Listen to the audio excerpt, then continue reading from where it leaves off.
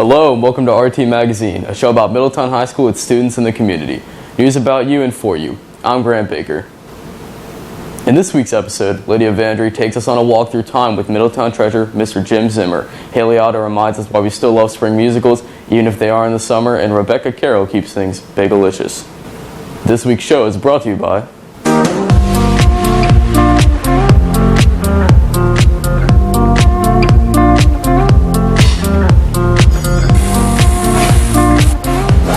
Shockley Honda, located across from Westview on Route 85. In our first segment, Lydia Vandre talks to retiring teacher Jim Zimmer and some of his fellow teachers about Zimmer's 42-year career at Middletown High School.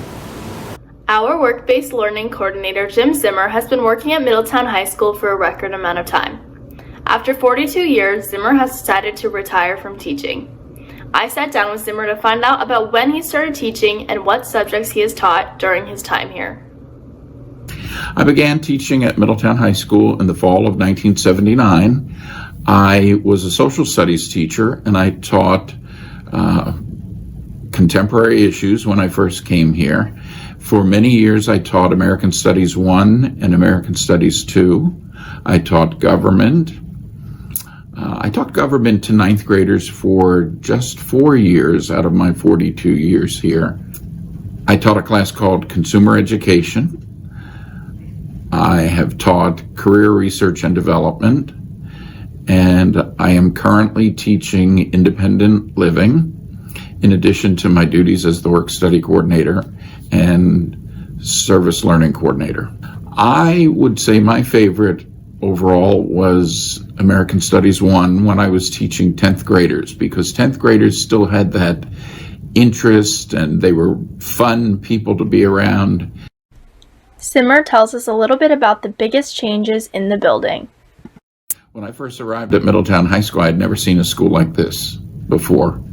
We had very few walls, and there were no doors in the classrooms. We didn't have phones in the classrooms. There was one copy machine in the front office, and we really were not encouraged to use it very much. We had an old Ditto machine. We had lots of carpet, orange carpet in the cafeteria and in the hallways in the front part of the building. That was all orange, and some of the walls were orange as well. It was like being inside of a big pumpkin. But what will he miss most about teaching at Middletown High School?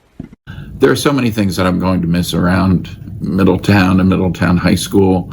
I didn't realize when I came here in 1979 that I would fall in love with the community, with the setting, with the people. And that is one reason why I have stayed as long as I have. If I didn't like it, I wouldn't have stayed. I came here looking for a job because back when I was applying for a job, there were not too many openings in social studies positions.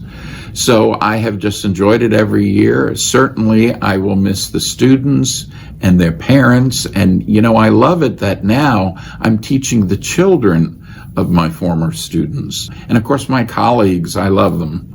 I really think they are a hard-working group of people that sometimes do more than they really have to. Throughout all of his years at Middletown High School, Mr. Zimmer has a lot of stories to tell. But what are some of his favorites? In my early years of teaching, there were some funny things that happened. I had a girl my first year of teaching who threw a chair at me. One of the fun things that I can recall is that I've been here 42 years. I have attended 37 proms. So that's a record, probably a crazy record. Mr. Zimmer shares some advice for students looking to become teachers. You know, when you're in the daily grind of school, students find it difficult, teachers find it difficult, parents find it difficult. But, you know, stepping away from it, you can sometimes see that there was value in all the experiences that you and I have had. As Kelly Clarkson says, what doesn't kill you makes you stronger, and I really do believe that. Some of Mr. Zimmer's fellow teachers and past students tell us a little bit about how long they've been working with him. I've been working with Mr. Zimmer since I came here in the fall of 2003. So this will be my 18th year of working with him. I have known Mr. Zimmer since I was in 10th grade and he came to Middletown High School in the fall of 1979, I believe it was. I started working here a little over 23 years ago, so I would like to say that I've been working with Mr. Zimmer for 23 years total, but I've really been working in the same department as Mr. Zimmer for the last 10 years or so, and that's where I've really gotten to spend a lot of quality time with him. I've been working with Mr. Zimmer for 14 years. But how was it like working with Zimmer? Oh, it's been great working with him. Always very accommodating to any need that you have. Wants to get things done, but is easygoing about how he does it. Good teacher, good person. He has lasted longer than anybody else for a very long time at Middletown High School. He has been an institution here.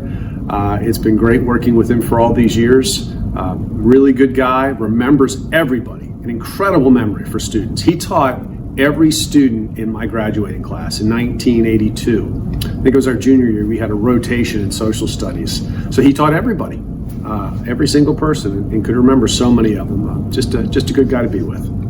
First of all, it's been great working with Mr. Zimmer. Mr. Zimmer is just such a fun guy to be around, an easy guy to talk to,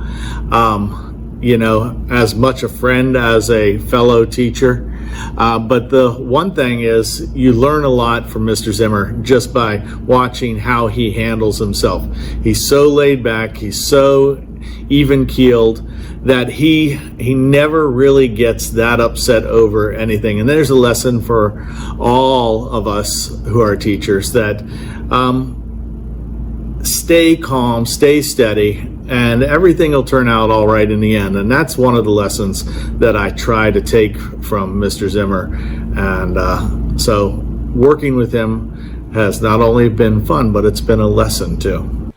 MHS staff share with us how they would describe Mr. Zimmer. He's just a legend, really. He's I know people that were in his first class, and he would talk to me about his first group of students back when I was starting out. He's very helpful. He used to be in the social studies department, and then he sort of created his own little section, all the different things he does now. But yeah, he was I would, in a way, a mentor and just a friend. Loyal to Middletown High School, loyal to the students, a person who really likes to see students succeed. Now they share with us some fun stories about Mr. Zimmer.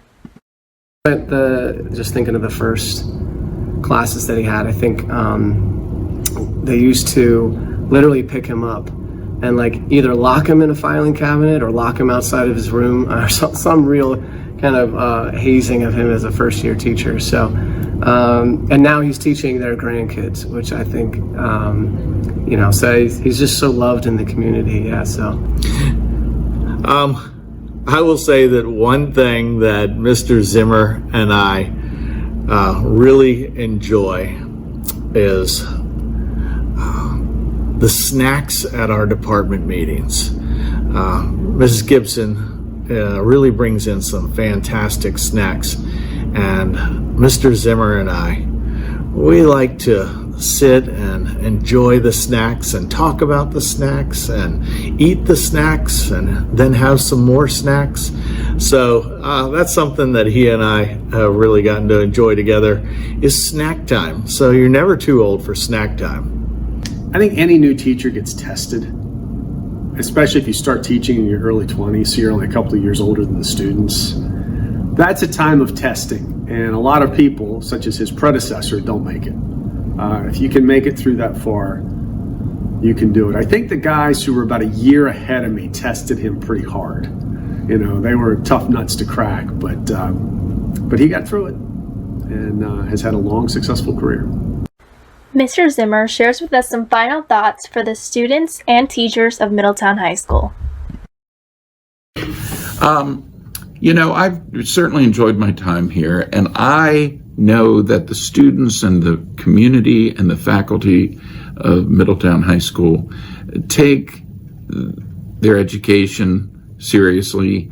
And I just hope that things continue to go as well as they have in the past. And I will be certainly following things that the Knights are doing. And I wish everybody tremendous success in whatever field they choose to go into.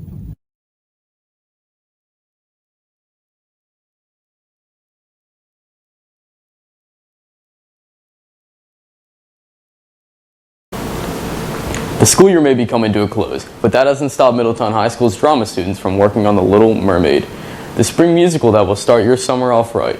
Haille Otto talks to the director and crew. The Middletown High School Drama Department is coming back with a splash with their production of A Little Mermaid. I talked to the cast and some of the directors about how they're feeling about hitting the stage again after a little bit over a year. Is it weird getting back into acting after not doing it for so long? Yes, we did a show in the fall, but it was all virtual. So this is the first stage performance that we've had since we all went home for quarantine. 100%. The last show that I did was recorded by me in my bedroom. I had to do everything myself, and that was super weird. So it's like cool getting back into a group setting. Not really. It's mostly just exciting being able to do a show again after not doing one for so long. It's really exciting. I get to see all my friends again and be a part of the shows, and I always look forward to that for my senior year, so I was happy to get back. It's really exciting because I missed it a lot. Even though I got to do a show over the summer, it still doesn't compare to actually doing one on a real stage. I think COVID's affecting rehearsals because we're all staying further apart. Like normally in rehearsals we'd be like closer together, like working on lines and stuff, but we can't really do that. It has limited the number of people who can come to the show, so we can't have the general public here this year. It's only going to be families of the kids involved. And also the students have to wear masks when rehearsing and performing. So right now they're wearing their own cloth masks, and we have specialized clear plastic masks for theater, specifically for theater, that don't fog up, that will allow them to sing and be heard without, and still have be meeting the COVID protocols. We have to wear masks while we sing, which is weird, and act, because it's like a little bit restrictive, but it's COVID and we're safe, so that's cool. I'm just glad we get to do it. Did you think you would have a show this year? Not at all. I thought they were just going to let people do sports. I thought like we had been forgotten about, but I'm glad that, we fought for ourselves and here we are doing a show. We weren't sure. Originally the show was scheduled for the end of April, and we were pretty sure that that was not going to happen. So we rescheduled the show for the June dates in the hopes that we pushed it far enough back that by the time we came around to rehearsals, we would actually be able to rehearse live and be on the stage for the live performance. I didn't anticipate that we were going to have like an actual stage show like this. So when I found out about that, I was really excited. And what are you most excited for? Opening night, it's definitely going to be an experience, and I'm hopefully never going to forget it. Probably for the MER-SISTER song. I'm excited to see it all come together with all because we have a bunch of crazy costumes. Probably my costume. Probably opening night. Just being out here with all the people. To get back on a stage after a very long time. Play Under the Sea or Kiss the Girl. But opening night. Or to get back up on stage with our really tight-knit community. Do everything with the cast. Just excited to be with everybody again. Who doesn't love bagels? It can be a real pain to have to go pick them up. Rebecca Carroll solves that problem by making them at home. Check out this In the Kitchen piece with Rebecca. Okay. Hi. I don't know how to start this.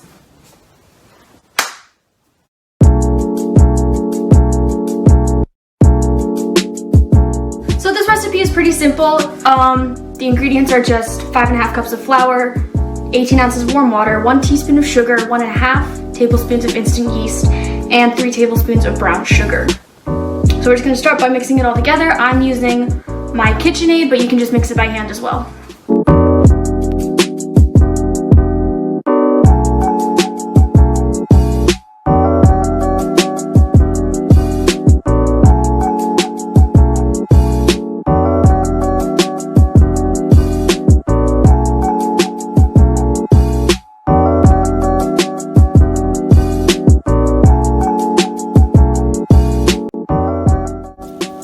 It looks like we've got a pretty solid dough. I mean, just kind of squish it and you see it's not sticking too bad.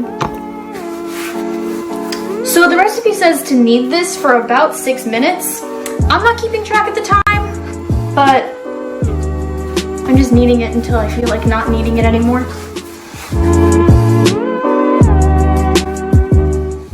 Okay, so I have my dough. It's all kneaded, nice and kneaded. So now I'm just gonna split it into 12 sections for 12 donuts.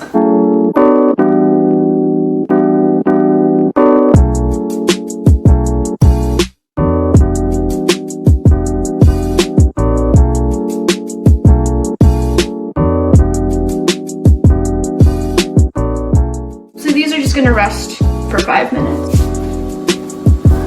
Okay, so after the 5 minutes of rising, you're just gonna shape them into actual bagel shapes, and then we let them rest for 20 to 30 minutes.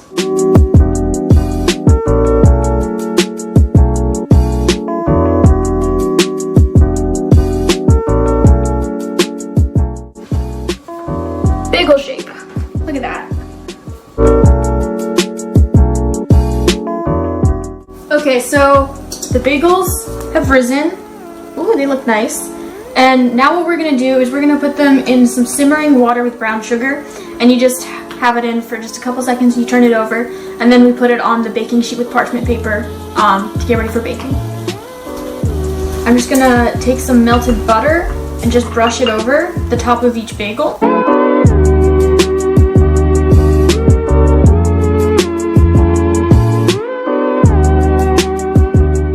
I'm just gonna sprinkle some chia seeds on top.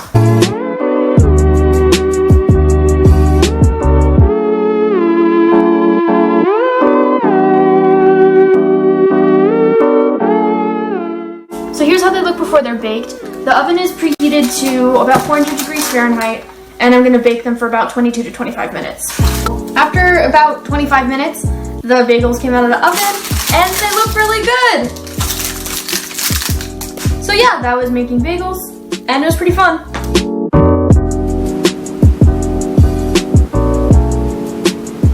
That's it for this part of RT Magazine, part of the Roundtable's multimedia experience. Thanks for watching. You can find all of our episodes on MHSRoundtable.com, or you can download our app, Student News Source, for access to our articles, videos, and podcasts. Have a great week.